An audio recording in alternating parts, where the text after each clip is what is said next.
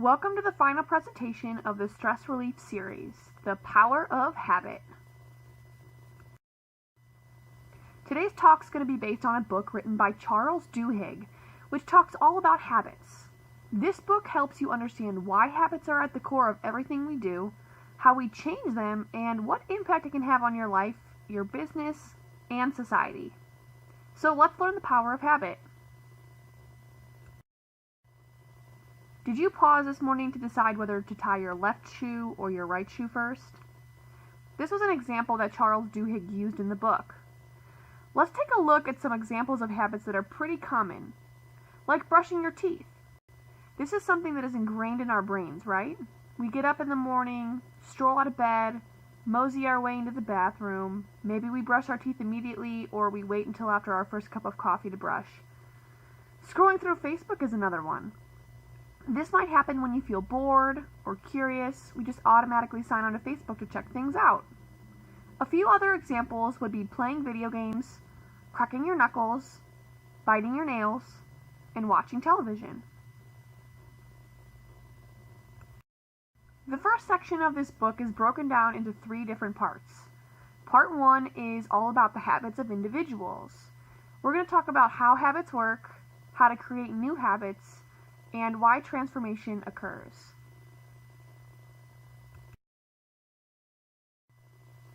Let's start by looking at an example that they use in the book. Scientists studied rats in a maze where each rat had dozens of tiny wires inserted into their skull to watch brain activity. Afterward, the animal was placed into a T-shaped maze with a chocolate bar at one end. The experiment would begin at the sound of a click, where they would let the rat go to explore the maze. The scientists repeated this experiment again and again, watching how every rat's brain activity changed as it moved throughout the same route hundreds of times. A series of shifts slowly emerged. The rats stopped sniffing corners and making wrong turns. Instead, they zipped through the maze faster and faster. And within their brains, something unexpected occurred. As each rat learned how to navigate the maze, its mental activity decreased. As the route became more and more automatic, each rat started thinking less and less.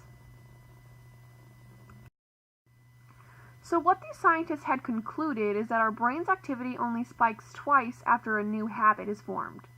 Once in the beginning to figure out which habit to engage in, and another time at the end when the link between the cue and the routine has been reinforced.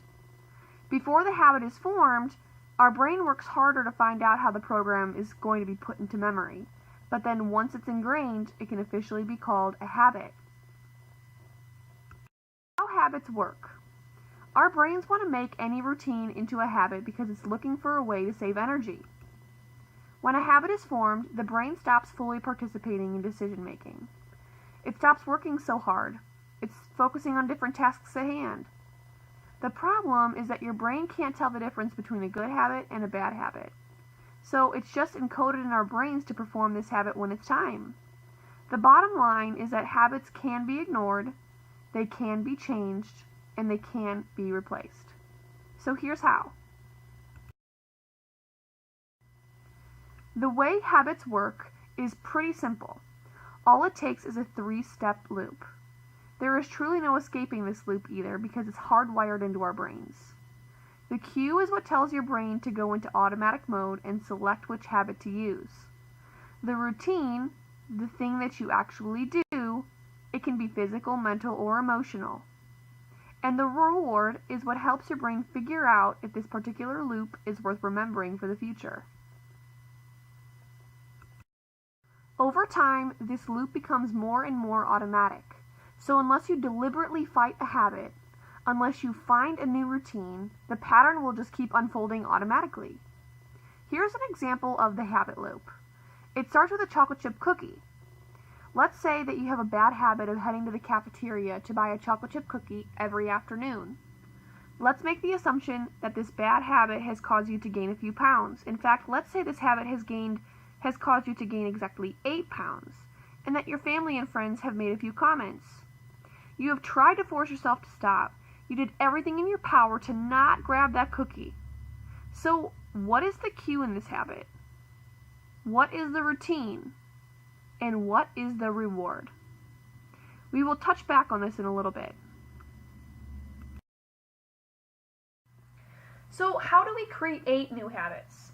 Well, an essential component of a habit is a craving brain. A craving is the anticipation of the reward when you get the cue, even before you actually get the reward. This was studied in monkeys by a professor named Wolfram Schultz. The monkey's name was Julio, and the monkey sat in front of a blank computer screen. Periodically, something would appear on the screen. It was a specific colored shape. The monkey then had one job. He had to pull a lever when these colored shapes appeared on the screen, and in return, he would get rewarded with a drop of blackberry juice. In the beginning of the experiment, he was unsteady and squeamish. But then once the juice came out, his attention became focused on the monitor. His attention became more intense as he kept getting rewarded for choosing the right colors and shapes. This is Julio's habit loop.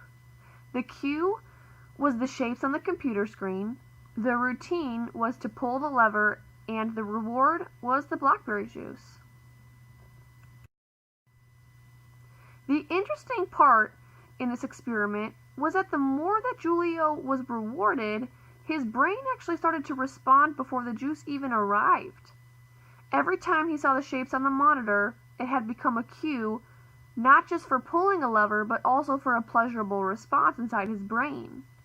Julio started expecting his reward as soon as he saw the correct shapes, and then we wonder why habits are so powerful.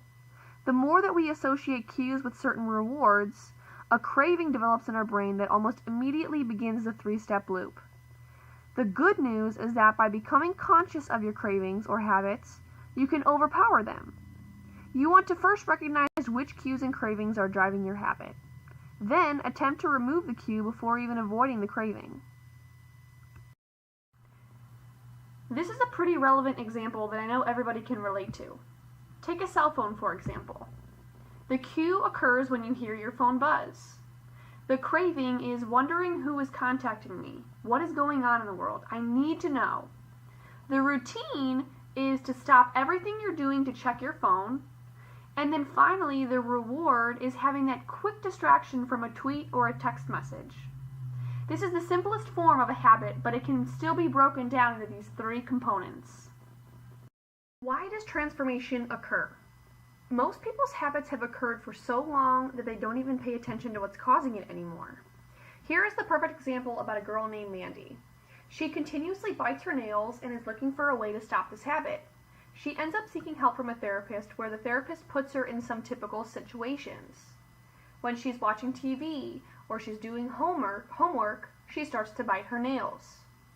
Then, once she is complete, she feels a brief sense of completeness. So the therapist wanted Mandy to do something for her for a week. She wanted her to put a check on an index card every time she felt like that she was wanting to bite her fingernails. So she did, and then went back to the therapist a week later. What this provided Mandy was making her aware of when she wanted to bite her nails, which then preceded her habit. She was consciously reminded of the habit. The next homework assignment that the therapist told her was that every time she feels this urge to bite her nails, she should put her hands in her pocket, under her legs, grip her pencil, something that could keep her fingers busy so she couldn't bite her nails. Well, when she came back to the therapist with her results, she had only bitten her nails 3 times, which then she rewarded herself with a manicure, and that helped out even more. Any habit can be transformed, but you have to understand the cue, the routine, the reward, and sometimes even the craving. The golden rule here is you can't extinguish a bad habit, but you can only change it. So to change a habit, keep the same cue and keep the same reward, but change the routine. Do you want to change your habits? Do you want to change your routine? I am positive that each one of us can think of one habit that they would like to change about themselves. Well, the good news is that you can. And here's going to be a simple guide of how to do that. We're going to stick to the example of the chocolate chip cookie. When the gentleman gets out of his chair around the afternoon, walks to the cafeteria, eats a chocolate chip cookie, and then comes back to the office. The framework for any habit starts with identifying the routine, experimenting with the rewards, isolating the cue, and having a plan. In our example of the chocolate chip cookie, what is the cue? Is it that this gentleman has low blood sugar and feels the need to get a cookie? Is he bored? Is he hungry? Or is he switching tasks, and in between switching tasks, he needs to take a break? What is the reward? Is it the cookie? Is it the change of scenery? Is it getting up to walk and getting that heart rate up? Or is it socializing? The cue and the reward can somewhat be hard to figure out, so that's why we roll into the experiment time. You need to give yourself some time to really experiment with the reward to fully understand why you actually do it. You're also going to need to reflect on the change of the reward too. Back to the first example, instead of this person going to the cafeteria every afternoon for a cookie, try going for a walk and then coming directly back to your desk. Another one would be for having him to buy a candy bar instead of a cookie. Does he feel the same way when he's eating a cookie compared to a candy bar, or vice versa? How about trying to bring an apple or drinking 8 ounces of water? After you experiment with the reward, write down your feelings to better understand the habit. Pick out 3 words that come to mind.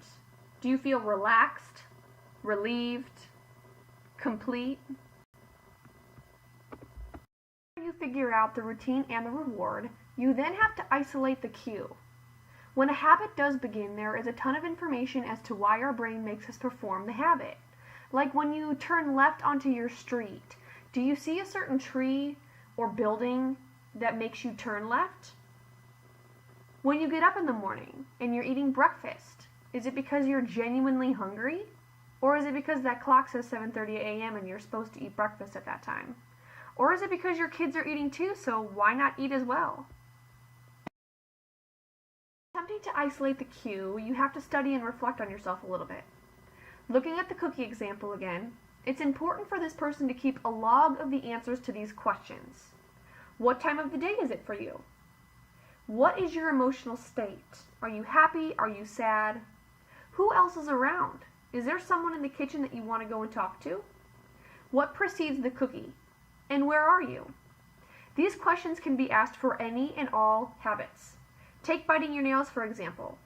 If you can write these questions down and examine your answers for a couple days, you might be able to identify the cue and what triggers it. Let's just say that the socializing triggered the cookie habit. That's what you really wanted, was to get up and socialize with anyone that was around instead of actually eating the cookie.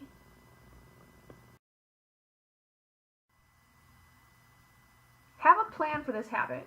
Instead of heading straight to the cafeteria to buy a cookie, attempt to get up to socialize with your friends at work. Tell yourself that today at 2 o'clock, I am going to head to my friend's desk and socialize for 10 minutes. Then from here, give yourself time and room for error. You are human and people do make mistakes, but keep sticking to the plan when the craving comes out. A habit. It's a part of our daily process, but just know that a habit is a choice. We start them off, then we continue to do them, making ourselves comfortable with the routine, which in turn, it just becomes automatic. You have the power to shift any habit into something different. Just believe in yourself. I did find a free copy of the book online. Here is the website attached, but it's also in the initial email as well. If you find yourself more curious about the habit process, this is the perfect read. Thank you to everyone who participated in the Stress Relief series. Your participation and encouragement means so much to the wellness team. Have a great rest of your quarter.